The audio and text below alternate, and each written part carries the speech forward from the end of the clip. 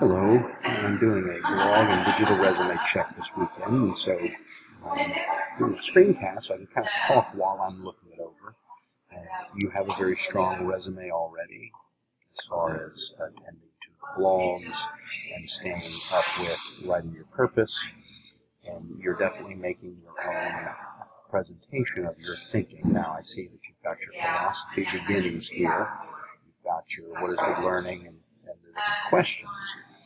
And you've got some representations of those. Now, what you want to add, perhaps, is you'll want to link these out to their own pages and give a little write-up or perhaps a video explaining how the 7 styles of learning are good learning, or how this Lippmann video is representation of the educated person. So you want to add an explanation for each one of these to kind of help me understand. You can cite the readings we've been doing, you can talk about the class time we've been doing, and how those are helping you expand the answers to each one of these questions. So you have a good start there. You can even come back to your purpose if you'd like to re-engage the purpose. That wouldn't be a bad idea either, although what you have here is great.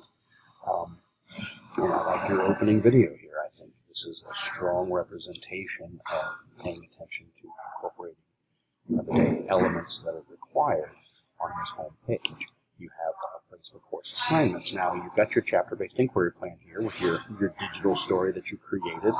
I'll be interested to read about your reflection on that, and I am getting ready to look over the lesson plan that you provided for that. But let's not forget to come back here to your skills and work experience. Now, you're probably going to change what this is here. This could become simulations.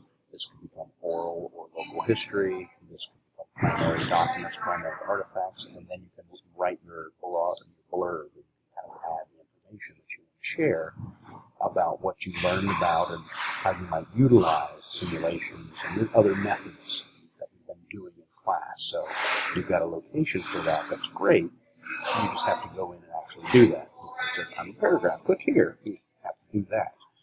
But you've got the locations for it, which is fantastic. And then, of course, your blog. Now, you've been staying up on your blog, at least with the 2 observations, and it sounds like the first observation started well, and the second observation, you feel like it wasn't performing at the same level as that first observation. So it'll be interesting to hear what you feel are the issues and what you decide to investigate for your action research project. That's great.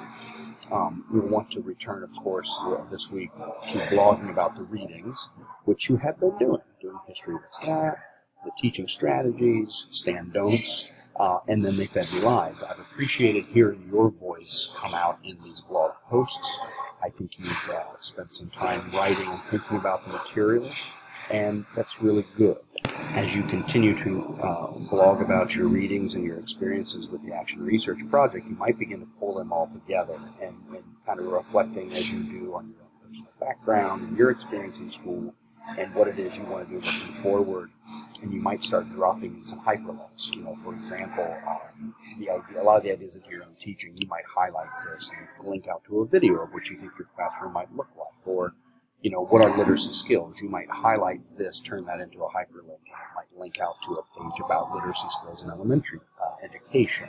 And so there's some opportunities here. You might link out to Dr. Wade's personal page if you wanted to, or even this could become a hyperlink to the book. So again, with the blog experience allows us, much like a wiki page, to link out to other pieces of information to really provide that greater context. Your writing is great. I think you are developing yourself. You know the kind of teacher that you want to be, and you're finding ways within the materials to make sense of all of that through your vision, which is really good.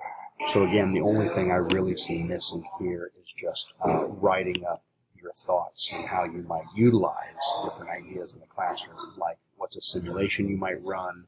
At the end of every class where we spend time in the standards, you should be using that experience and that interaction with your peers to write at least a paragraph, or even you might even prepare little mini videos, or you could really put anything as long as you're addressing the use of the method in the classroom. Okay? I really appreciated the little quiz that you asked here. I think you're making a good use of the Wix, and I think you're on the right track. So keep it up. Let's stay strong and finish strong. Thank you so much.